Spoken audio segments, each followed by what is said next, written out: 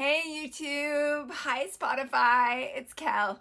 I am back with another podcast today, and we are going to continue in this series of manipulation tactics. So, we've talked about a few others, there is a list of them. Today, we're going to talk about the concept of triangulation. Now, this triangulation topic, it can be done consciously as a manipulation tactic. It can also be done, and a lot of people and families do triangulation all the time as a subconscious manipulation tactic. So, first let me explain what it is, and then we'll talk about maybe why people do these things, okay? So, first of all, what is triangulation? Triangulation is when there is a scenario or a feeling or feelings between something that happened between two people. So you have person A, person B, right? And in healthy, good communication, person A would own their feelings and person B would own their feelings. They would talk about it, communicate it directly. If there were hurt feelings, they would understand each other better. Also, each would take accountability, maybe figure out solutions for the next time, right? So, but in an unhealthy family dynamic, in an unhealthy relationship dynamic, what can happen is this concept of what is called triangulation, okay? And so triangulation is exactly what you think it is when you hear it. It's basically, triangle is known for three sides, right? And so triangulation is when two people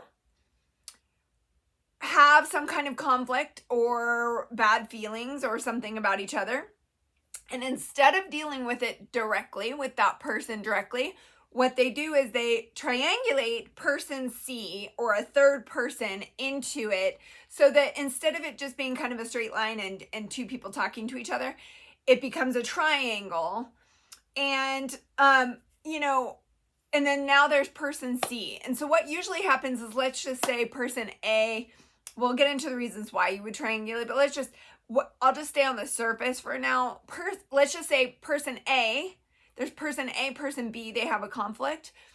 Let's just say person A is uncomfortable with conflict, or we'll get into the reasons why, but basically runs to person C and tells person C all about the what happened and their feelings, and then person C somehow gets brought into the dynamic. Okay, so what started out as a two-person conflict then becomes a three-person conflict, and you'd ask yourself, well, why? That sounds like more complicated to resolve. It sounds, why would people ever do that? Well, it really happens all the time, and there's four major reasons I want to talk about that I could think of, at least. And in psychology, the first reason that it is known for people to triangulate, and this is a very interesting family systems concept, but the reason why typically or can be because person A is experiencing stress or anxiety over whatever conflict or negative feelings.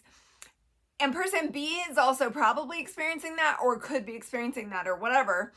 And instead of dealing with it directly, like I said, in direct conflict, what can happen a lot of times, depending on the family that you grew up in, is you may go to person A may go to person C to reduce their own anxiety. Okay, so instead of sitting with the anxiety of oh, how am I feeling? I'm feeling uncomfortable because of XYZ.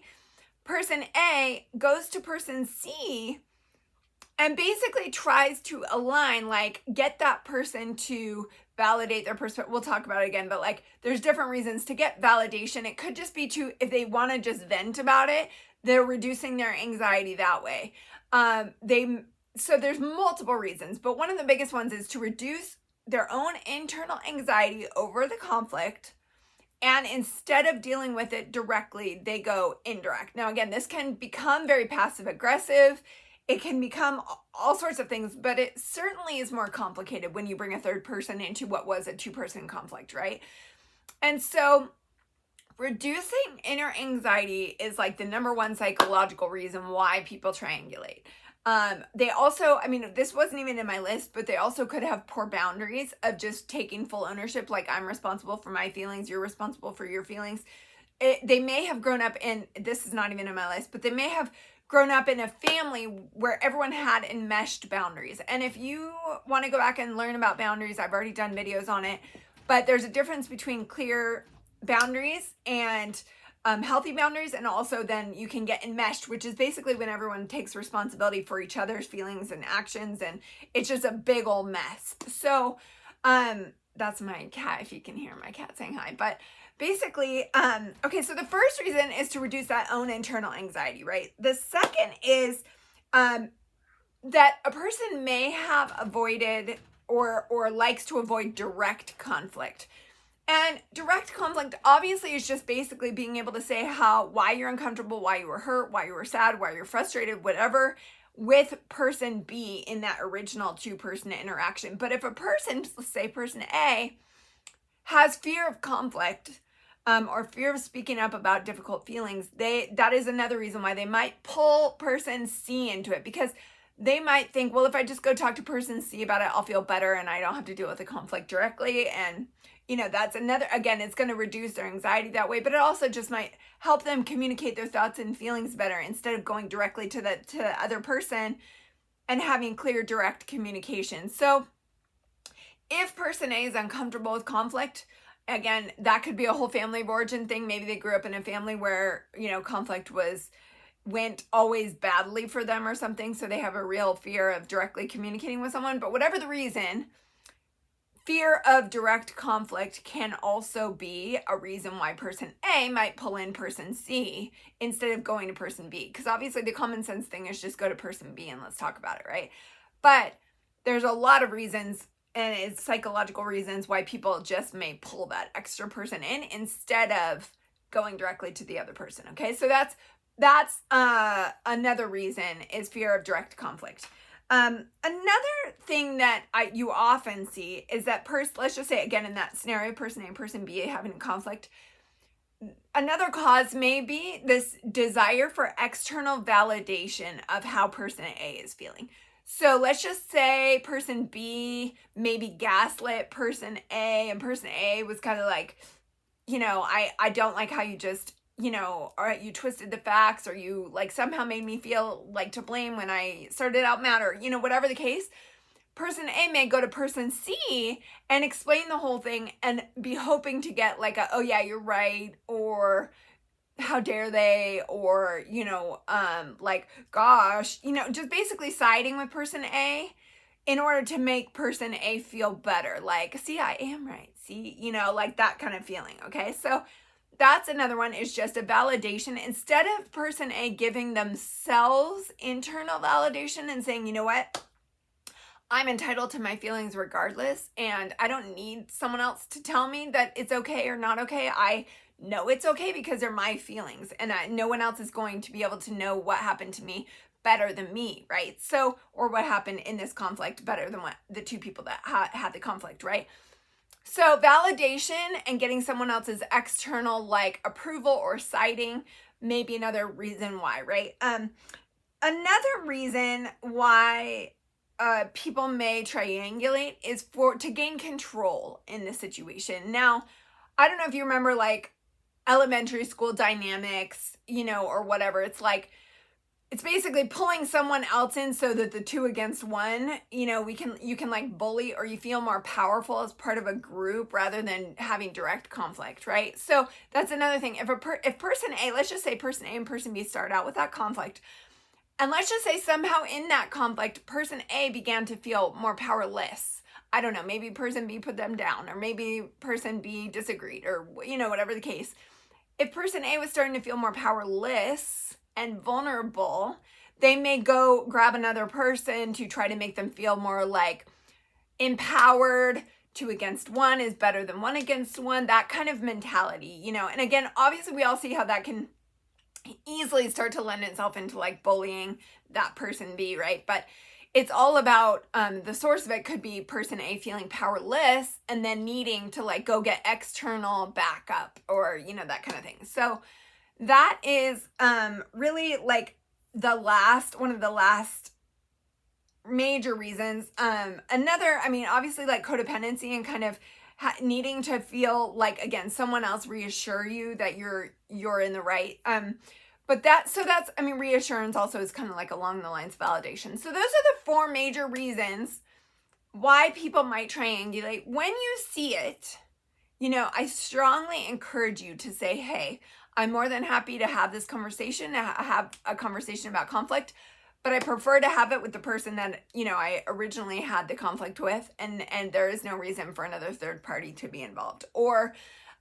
deal with each of them separately, instead of this like ganging up mentality. So if I were person B in that scenario, I would not feel a need to discuss with this person, the third person, about a conflict that happened between person A and person B, right? So there's lots of ways. I mean, you can also just call it out.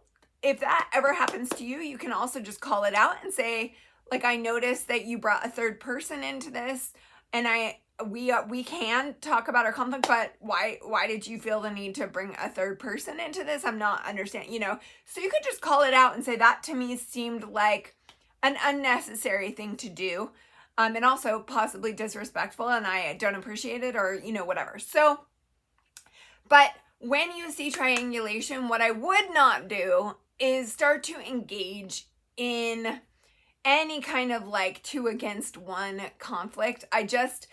It usually doesn't go anywhere. I mean, the best kind of conflict is always to resolve it one-on-one. And like, if you can, I mean, sometimes you may have to address it as a group, but like, ideally you can just address it one person at a time, because when you start to get like groupthink or like, that kind of thing going, it's just a weird, conflict resolution strategy that is typically not super effective. So the best case scenario between person A and person B is they sit down, they have a talk about it, and they're authentic, and they say, hey, when you did that, it made me feel uncomfortable, and like, I didn't like it, I felt sad, I felt hurt, I felt disrespected, I felt whatever, I felt ashamed, I don't know, whatever you want to say. And ideally, person B will help you manage that conflict, and you'll resolve it well. They'll say, oh my gosh, I had no idea, I apologize, and like, let's figure out how we can like avoid this in the future.